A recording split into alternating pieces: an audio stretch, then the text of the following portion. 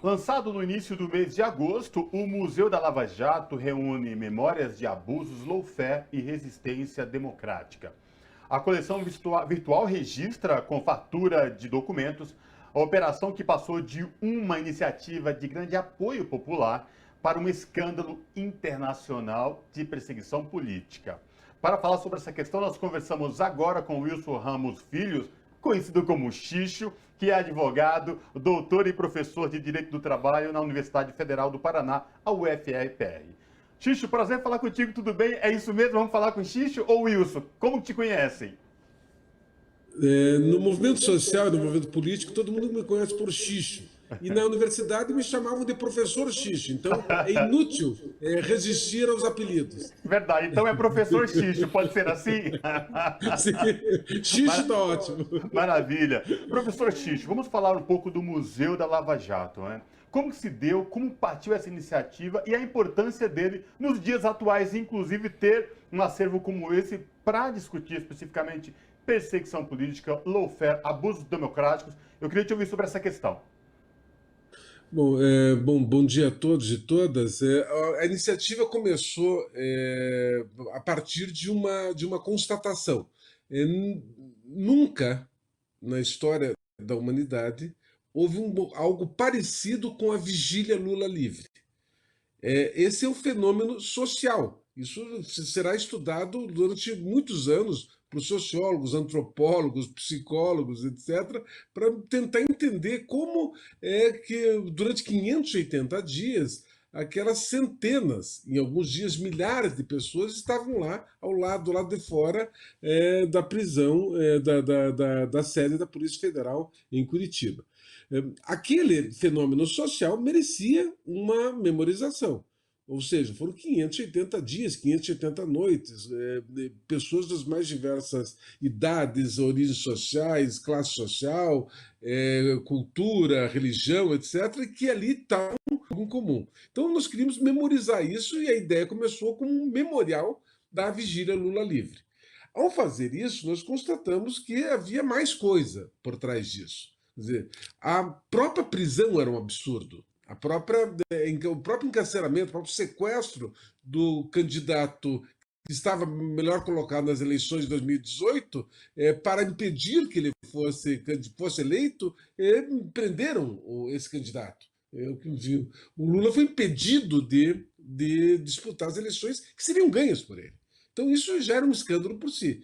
E aí tem a questão da lawfare.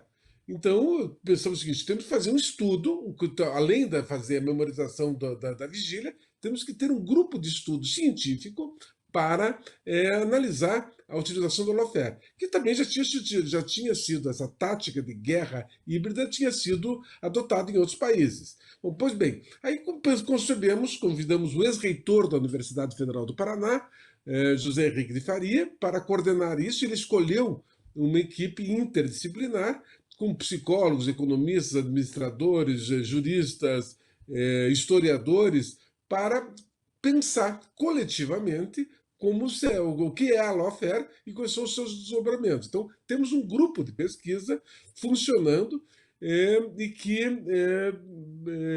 inclusive, considerar bolsas para mestrado, doutorado e para fazer TCCs sobre o tema, trabalho de conclusão de curso, sobre o tema da lawfare. Então é um grupo de pesquisa, um grupo interdisciplinar de pesquisas científicas. Mas também percebemos o seguinte: a dificuldade que vocês, jornalistas os acadêmicos, têm de buscar elementos. Não tem que ser as informações sobre a lawfare. Bom, onde é que nós constituímos a maior biblioteca brasileira sobre lawfare e sobre a Lava Jato. Temos provavelmente tudo que foi publicado e, se não está lá, nos mande, por favor, nós queremos ter acesso a isso para poder divulgar para as pessoas. E, além disso, nós fizemos uma coisa que é um acervo realmente estupendo. Você pode imaginar quantas notícias a mídia tradicional publicou sobre a lawfare. Estadão, Folha, G1, enfim, os jornalões publicaram todos os dias a matéria sobre a Lava Jato. Aí nós tivemos um insight: juntar as 79 fases da Lava Jato, os 1.000 e tantos processos, reunindo todos num único lugar, correlacionando como a imprensa cobriu cada uma dessas fases da Lava Jato. Aí os números talvez se assustem. Nós temos 46 mil notícias selecionadas sobre as 79 fases da Lava Jato.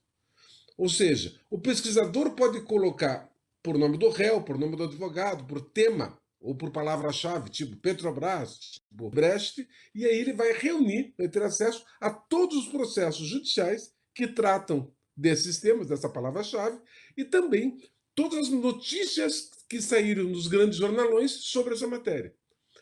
Em síntese, a Lava Jato não teria acontecido sem a cumplicidade da mídia, da grande imprensa. A Lava Jato é um procedimento de perseguição judicial que só funciona se tiver os jornais formando opinião pública, dando apoio às arbitrariedades que estavam sendo praticadas. E isso, a Lava Jato, portanto, é uma junção da sanha persecutória ideológica de parcela do judiciário com a sanha persecutória ideológica de parcela da imprensa. Então, essa conjunção desses dois fatores criaram o que foi conhecido como Operação Lava Jato. Então, em síntese, o museu tem 3 pilares: a Vigília Lula Livre, o Grupo Interdisciplinar de Estudos Científicos e o arquivo do Centro de Documentação sobre a Lava Jato. Então, os números são enormes: 8 mil fotos, mais de 1.000 vídeos. Então, os números são grandes, porque ele está em ambiente virtual. E a partir do ano que vem, pretendemos ter em sede física, mas só no ano que vem. Professor Xixo, você está falando desse processo de como também foi se criado um grupo de estudo, são pessoas ali apropriadas do direito, do conhecimento do direito, mas a pessoa comum, público em geral, entrando no site, ele também consegue fazer esse acesso? Houve essa preocupação para esse conteúdo ficar acessível, inteligível para o público em geral, para as pessoas entenderem o que foi o processo da Lava Jato, como você está colocando, o que é o lawfare, né? Que é um tema que a gente ouviu tanto, mas ninguém explicou tão bem. Então, houve essa preocupação com o público em geral também, para além da pesquisa acadêmica, do campo do direito? Sim, né, nós estamos fazendo 2 coisas. Primeiro, por uma questão de acessibilidade, nós estamos gravando vídeos, porque às vezes o vídeo é mais fácil para você entender. E aí a gente usa uma linguagem coloquial para tentar, evitando juridiquês, economias, etc., para que as pessoas entendam o que aconteceu ali. Então, nós temos vários vídeos e temos áudios sobre o que foi a Operação Lava Jato. Temos textos. Nos textos, nós cuidamos de fazer um glossário. Ou seja, o que significa aquela palavra, para poder. Porque é uma palavra que às vezes as pessoas estão iniciadas, leem jornal, assistem televisão, alguns programas jornalísticos, e já estão familiarizados com o tema. Mas outra pessoa, um trabalhador que está lá saindo da fábrica, olha uma palavra, que palavra feia é essa? O que quer dizer isso? Então nós tentamos fazer. Sempre é mais desejo do que êxito, no sentido que a gente sempre procura, está sempre buscando tornar a comunicação algo que realmente atinja seus objetivos. Não basta o sujeito emissor querer falar, precisa que o sujeito receptor entenda a mensagem. Então nós estamos com essa preocupação, sim. E para a sede física, nós imaginamos que teremos algo muito, muito visual, com imagens e projeções em telões e também em televisões, etc., e displays para as pessoas poderem percorrendo o itinerário do museu e aí formando sua convicção. Então, não é um museu que seja sobre alguma coisa do passado. É um museu sobre coisas que estão acontecendo no presente. Porque a Operação Lava Jato foi enterrada, desapareceu. O lavajatismo está mais do que nunca forte no Poder Judiciário, no Ministério Público Federal. É um museu da Lava Jato, mas na verdade nós estamos querendo denunciar o lavajatismo, essa prática judicial de perseguição política e ideológica dos adversários do que nós chamamos de direita concursada.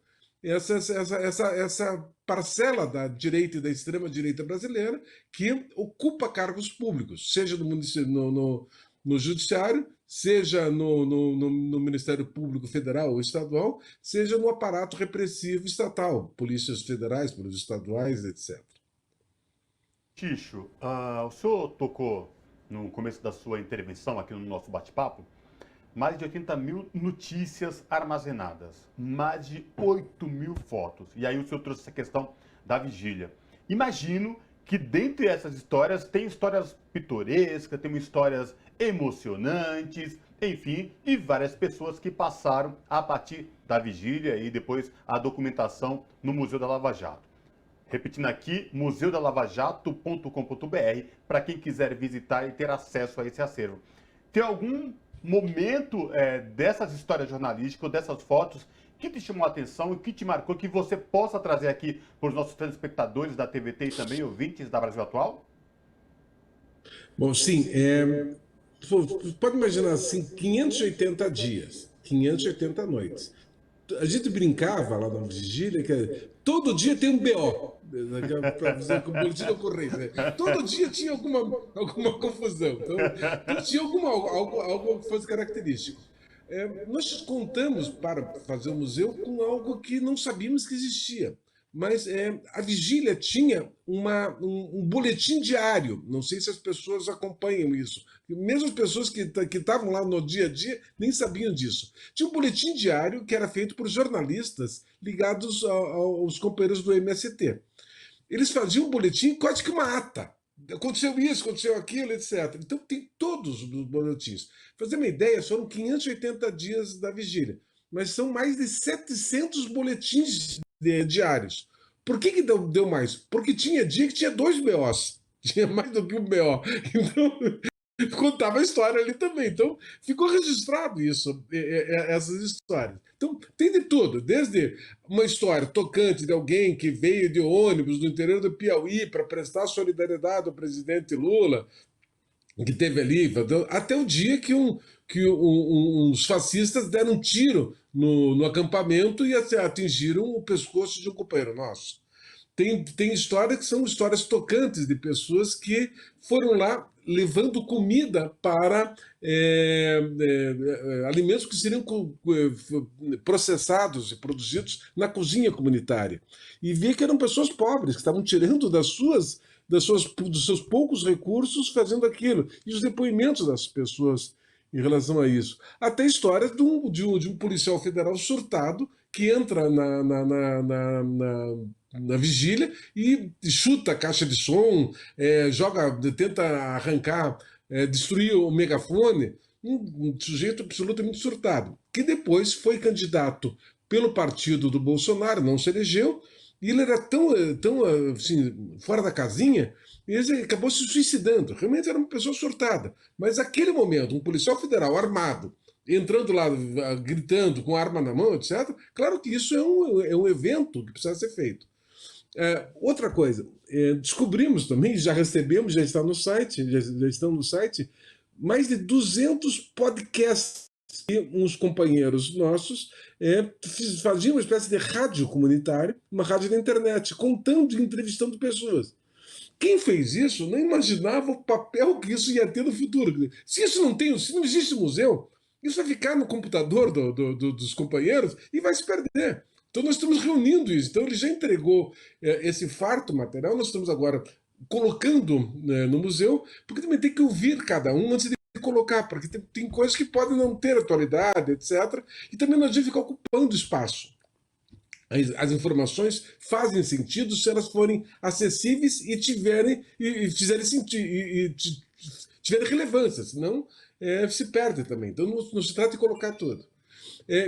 E ainda tem uma outra coisa respondendo isso, desculpe se me alongo, nós criamos uma parte interativa no museu. Uma parte que chama-se A Minha Vigília. Você pode clicar ali e você pode mandar teu vídeo dizendo como é que foi a tua experiência pessoal na vigília, ou pode colocar tuas fotos de como é que foi a tua experiência pessoal. Ou seja, no dia que eu fui lá, eu vim de não sei de onde, foi difícil, eu almocei não sei onde, eu posei lá, essa expressão, dormi lá junto com os companheiros, me deram comida, participei de um curso de formação que tinha lá. E, bom, vocês sabem, na vigília todos os dias tinha atividade, desde aula de yoga, terapias alternativas, tinha cursos de formação política, tinha a iniciação musical, porque as pessoas estavam lá, então tinha atividade o dia inteiro. Então, cada uma dessas histórias é linda, cada uma delas é linda. O conjunto das histórias também é muito bonito. Então, já existem 2 iniciativas de filmes sobre a vigília. E esse acervo do Museu da Lava Jato é o principal acervo que está fornecendo imagens, histórias, etc., para esses 2 realizadores que estão produzindo filmes sobre a vigília. Para quem estiver acompanhando aqui na TVT, quem tá ouvindo na Rádio Brasil Atual é www.museudalavajato.com.br. Está aqui o GC aí na nossa tela para quem está vendo aqui, e eu falei para quem está ouvindo na Rádio Brasil Atual. E lembrando, é um acervo imensurável e também vai servir como estudo também, não só aqui no Brasil, mas de fora do Brasil também, né? É isso mesmo, né, Ana Rosa? Exatamente. Só para destacar aqui, no site tem um lema escrito "Lembrar para não repetir". Então, aí todo o acervo, toda essa documentação nesse Museu da Lava Jato. Conversamos com Wilson Ramos Filho, professor Xixo, mais conhecido como professor Xixo, que é advogado e professor de Direito do Trabalho da Universidade Federal do Paraná, que é a UFPR. Professor Xixo, muitíssimo obrigada pela participação do senhor aqui hoje. Obrigado, Ana. Obrigado. Um abraço para vocês. Abraço.